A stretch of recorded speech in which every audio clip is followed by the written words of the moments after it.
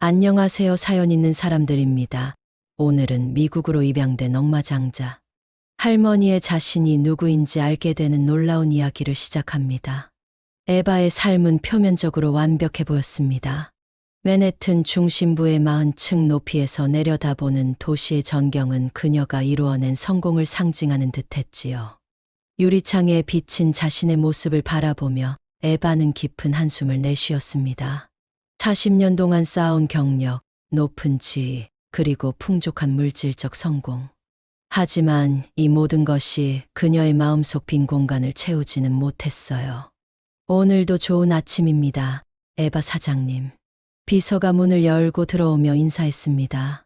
에바는 억지 미소를 지으며 고개를 끄덕였어요. 오늘 일정은 어떻게 되나요? 오후에 이사회 미팅이 있고 저녁에는 자선 행사에 참석하셔야 합니다. 모두 취소해요. 에바의 단호한 목소리에 비서의 눈이 커졌습니다. 개인 사정이 생겼어요. 2주일 정도 자리를 비울 예정이니 일정을 모두 조정해 주세요. 비서가 나간 후 에바는 서랍을 열어 오래된 목걸이를 꺼냈습니다. 반쪽짜리 목걸이는 그녀가 태어난 나라 한국에서 가져온 유일한 물건이었죠. 목걸이를 손가락으로 천천히 쓰다듬으며 에바는 자신의 뿌리를 찾기 위한 9번의 실패한 여정을 떠올렸어요. 이번이 마지막이라고 생각했습니다. 더 이상 실망하고 싶지 않았기 때문이에요.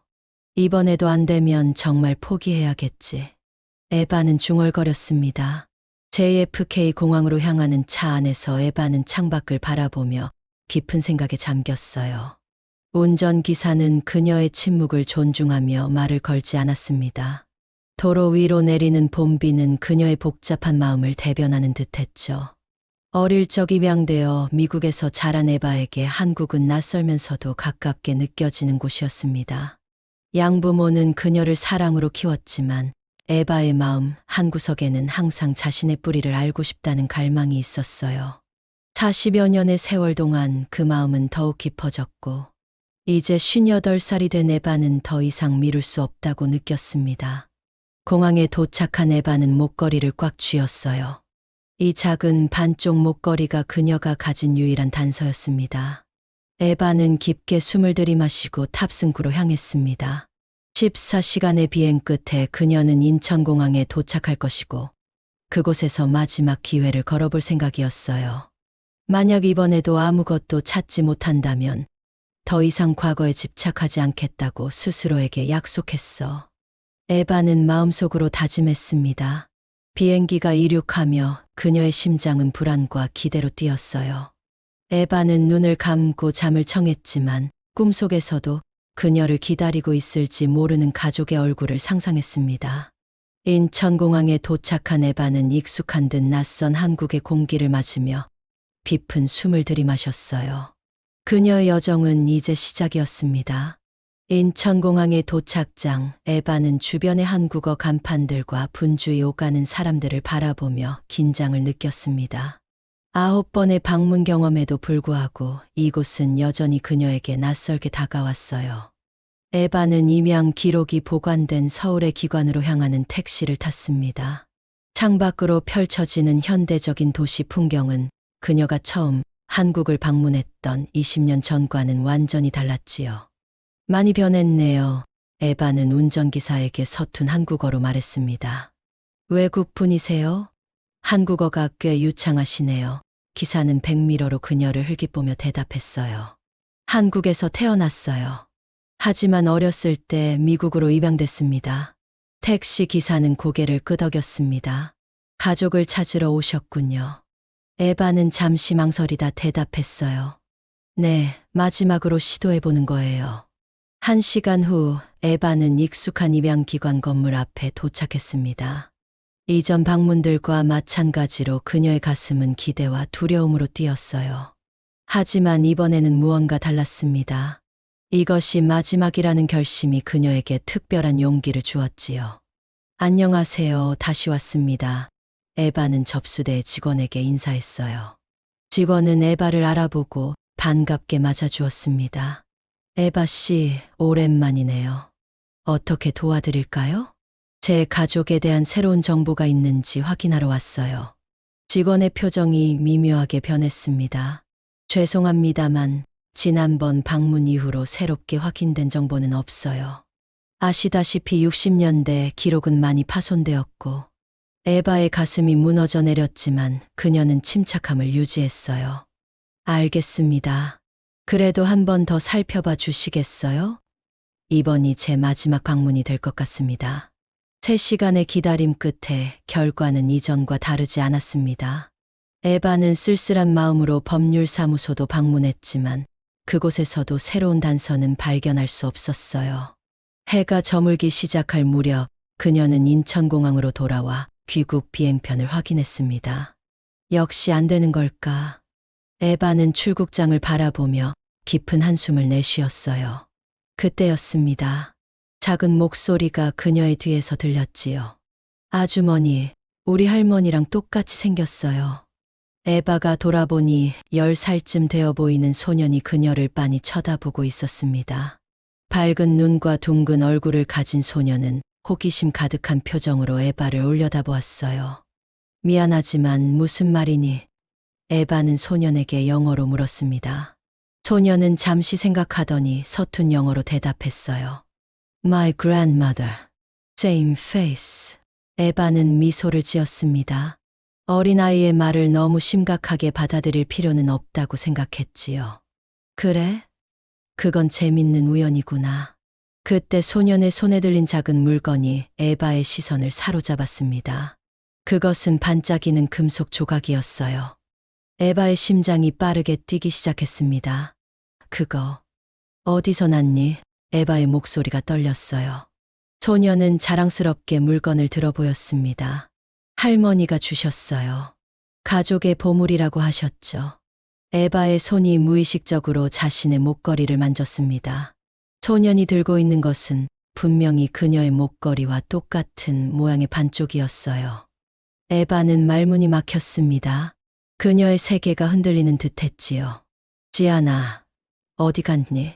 멀리서 걱정스러운 남자의 목소리가 들렸습니다. 여기요, 할아버지, 소년이 소리쳤어요. 미국에서 온 아주머니를 만났어요. 할머니랑 닮았어요. 에바는 심장이 멎을 것만 같았습니다. 운명의 순간이 그녀 앞에 펼쳐지고 있었어요. 나이 지긋한 남자가 에바와 소년에게 다가왔습니다. 70대 후반으로 보이는 그는 단정한 차림새와 다부진 체격을 가지고 있었어요. 그의 눈에는 세월의 흔적과 함께 깊은 지혜가 담겨 있었지요. 지아나, 낯선 사람에게 말을 걸면 안 된다고 했잖니. 남자는 손자를 나무라듯 말했습니다. 하지만 할아버지, 이 아주머니는 우리 할머니랑 닮았어요. 그리고 이것 보세요. 지아는 흥분된 목소리로 손에 든 목걸이 조각을 들어 보였어요. 에바는 떨리는 손으로 자신의 목걸이를 꺼냈습니다. 그녀의 목소리가 흔들렸어요. 혹시 이 목걸이와 관련이 있으신가요? 남자의 눈이 에바의 손에 들린 목걸이 조각에 고정되었습니다. 그의 표정이 순식간에 변했어요. 놀라움, 의심, 그리고 희미한 희망이 그의 얼굴을 스쳐 지나갔지요. 그것이 어디서 나온 것입니까? 남자는 조심스럽게 물었습니다. 제가 한국에서 미국으로 입양될 때 유일하게 가지고 있던 물건이에요.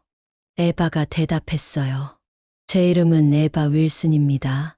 하지만 한국 이름은 기억나지 않아요. 남자는 잠시 침묵했습니다. 그의 눈에 눈물이 고이는 듯했지요. 제 이름은 강철수입니다. 그리고 그 목걸이는 제 아내가 평생 간직해 온 유품입니다. 제 아내는 이 목걸이의 반쪽을 가진 동생을 평생 찾았습니다. 에바의 심장이 거세게 뛰었어요. 그녀의 귀에 피가 몰리는 소리가 들렸습니다. 그럼 제가 찾던 가족이... 철수는 고개를 끄덕였습니다. 확실한 건 아직 말씀드릴 수 없지만 가능성이 있습니다. 우리 집에 가시겠습니까? 제 아내를 만나보셔야 할 것 같네요.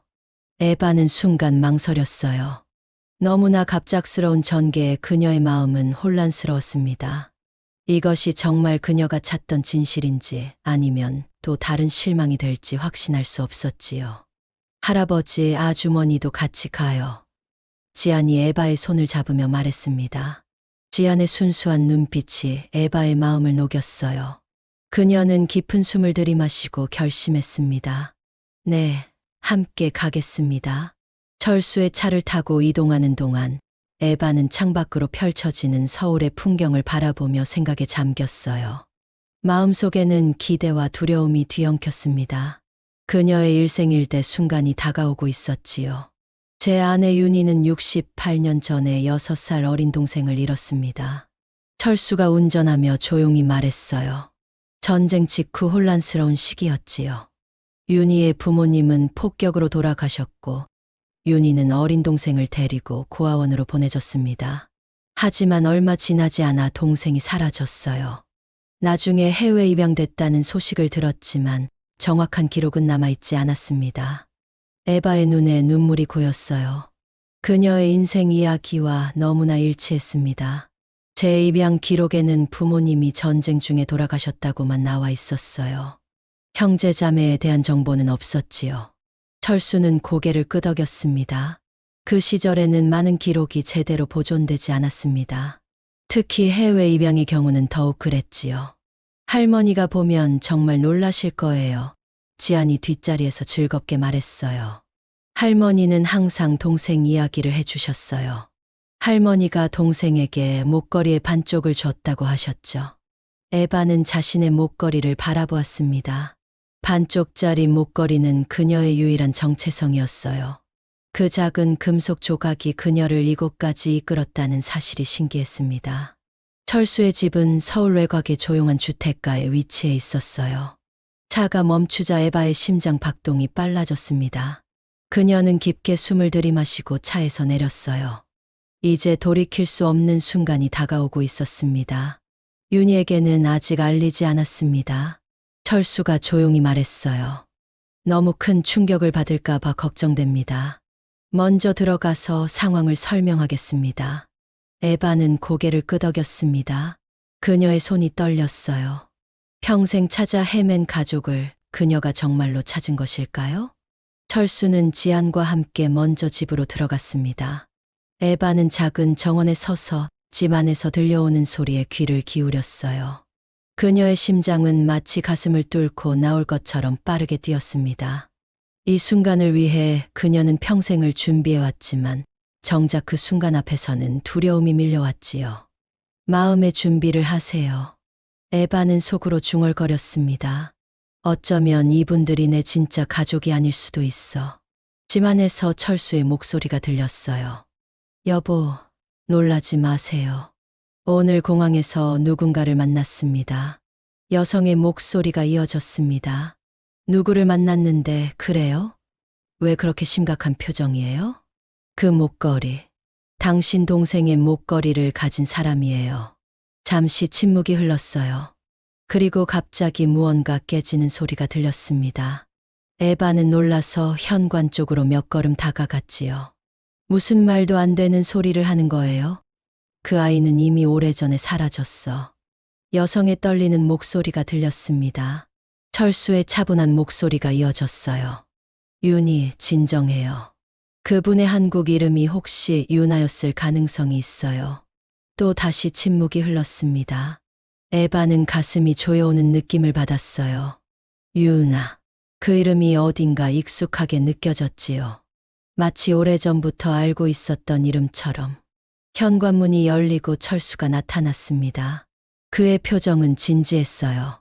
들어오시겠어요? 제 아내가 만나보고 싶어 합니다. 에바는 떨리는 다리로 문턱을 넘었습니다. 작은 거실에는 흰 머리의 노부인이 소파에 앉아 있었어요. 그녀의 눈은 에바에게 고정되었습니다. 그 눈빛에는 믿기지 않는다는 표정과 함께 희미한 희망이 섞여 있었지요. 두 여성은 마치 시간이 멈춘 것처럼 서로를 바라보았습니다. 에바는 노부인의 얼굴에서 자신과 닮은 점을 찾기 시작했어요. 눈매, 미소선, 그리고 무엇보다 그 눈빛. 그녀는 마치 거울을 보는 듯한 기분이 들었습니다. 우리, 유나. 노부인의 목소리가 떨렸어요. 그녀의 눈에는 눈물이 가득 고였습니다. 에바는 그 이름을 듣는 순간 어떤 감정이 북받쳐 올랐지요. 유나. 그 이름은 마치 오래된 기억의 문을 여는 열쇠와 같았습니다. 그녀의 의식 깊은 곳에서 희미한 기억들이 표면으로 떠오르기 시작했어요. 어린 소녀의 손을 잡아주던 따뜻한 감각, 누군가가 그녀의 이름을 부르던 목소리. 제 이름이 유나였나요? 에바의 목소리는 거의 들리지 않을 정도로 작았습니다. 윤희는 천천히 일어나 에바에게 다가왔어요. 그녀의 손은 에바의 얼굴을 향했지만 마치 만지면 사라질까 두려워하는 듯 공중에 멈췄습니다. 내 언니란다. 윤희의 목소리가 떨렸어요. 내가 6살 때 우리는 헤어졌어. 에바는 자신의 목걸이를 꺼냈습니다. 윤희도 지안이 건네준 목걸이의 반쪽을 들고 있었지요. 두 사람은 조심스럽게 목걸이를 맞춰보았습니다. 완벽하게 들어맞는 두 조각. 이제 의심의 여지가 없었어요. 언니. 에바의 입에서 한국어가 자연스럽게 흘러나왔습니다. 그녀는 그 단어를 어떻게 알고 있었는지 스스로도 놀랐지요.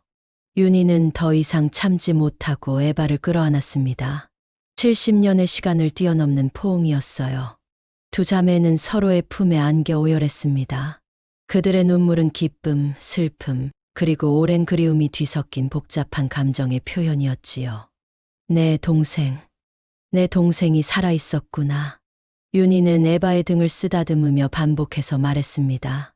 철수와 지안은 조용히 그 장면을 지켜보았어요. 지안의 눈에도 눈물이 고였습니다.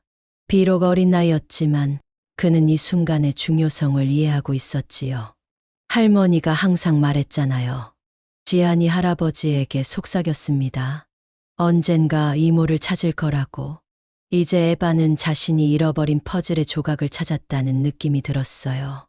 68년이라는 긴 시간 동안 그녀의 마음속에 있던 빈 공간이 조금씩 채워지기 시작했습니다.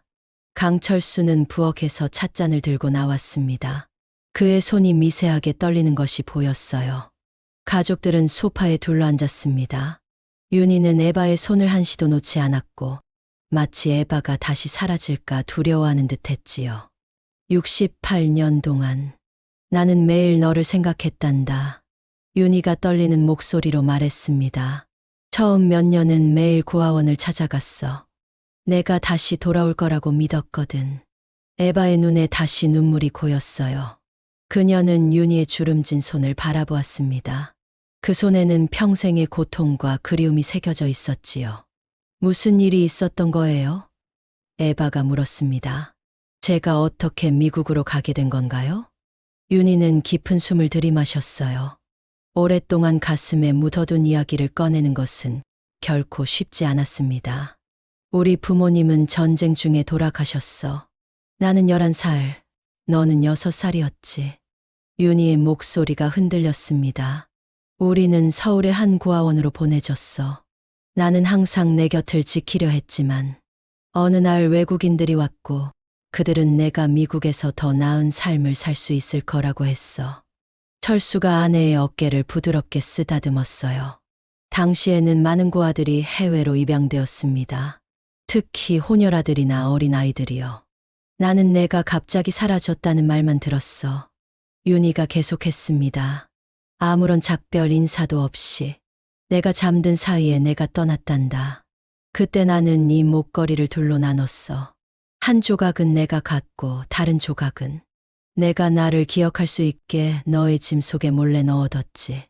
에바는 자신의 목걸이를 만졌어요. 그녀는 임양 당시의 기억이 거의 없었지만 목걸이만은 항상 소중히 간직해왔습니다. 어딘가 그녀의 무의식 속에서는 이 목걸이의 의미를 알고 있었던 걸까요? 입양 이후의 삶은 어땠니? 윤희가 조심스럽게 물었어요. 에바는 천천히 고개를 끄덕였습니다. 힘든 시간도 있었지만 양부모님은 저를 정말 사랑해 주셨어요. 좋은 교육을 받았고 회사도 세웠습니다. 하지만 그녀의 목소리가 잠시 멈췄어요. 항상 뭔가 빠진 느낌이었어요. 제 뿌리를 찾고 싶었죠. 그래서 한국에 온 거구나. 윤희의 눈빛이 이해로 가득 찼습니다. 네, 10번째 방문이에요. 이번이 마지막이라고 생각했어요. 그런데 에바는 지안을 바라보며 미소 지었습니다. 이 꼬마가 저를 발견했네요. 지안은 자랑스러운 표정으로 활짝 웃었어요. 저는 할머니가 보여주신 옛날 사진에서 이모를 봤어요.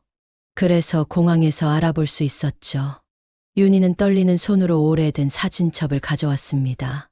그 안에는 흑백 사진들이 정성스럽게 보관되어 있었어요. 첫 장을 펼치자 두 어린 소녀의 사진이 나왔습니다. 큰 아이는 작은 아이의 손을 꼭 잡고 있었지요. 이것이 우리의 마지막 사진이란다. 윤희가 사진을 가리키며 말했어요. 내가 사라지기 일주일 전에 고아원에서 찍은 거야. 에바는 숨을 멈추고 사진을 응시했습니다. 작은 소녀의 얼굴에서 그녀는 자신의 어린 시절을 보았어요. 그리고 갑자기 파편적인 기억들이 그녀의 의식 속으로 밀려 들어왔습니다. 언니. 에바의 입에서 자연스럽게 한국어가 흘러나왔어요. 언니가 항상 내 머리를 빗겨줬던 것 같아요. 그리고 비 오는 날이면 무서워하는 날 안아줬어요. 윤희의 눈이 커졌습니다. 내가 기억하고 있구나. 그녀의 목소리는 기쁨으로 가득 찼어요. 내가 천둥 소리를 무서워해서 항상 내 품에 안고 재워줬단다. 이 순간 에바의 마음속에서 무언가가 움직였습니다. 그동안 막혀있던 기억의 문이 열리는 듯했어요. 고아원의 차가운 방바닥, 배고픔, 그리고 무엇보다 언니의 따뜻한 품. 그녀의 첫 여섯해의 삶이 조금씩 그녀에게 돌아오고 있었습니다. 엄마와 아빠는 어떤 분들이셨나요? 에바가 조심스럽게 물었어요. 윤희의 눈에 그리움이 스쳤습니다. 아버지는 선생님이셨어. 항상 책을 읽어주셨지. 어머니는 피아노를 치셨고 내가 음악을 무척 좋아했단다. 에바는 놀라움에 눈을 깜빡였어요. 저는 지금도 피아노를 쳐요. 어떻게 배웠는지 기억나지 않았지만 손가락이 건반 위에서 저절로 움직이더라고요.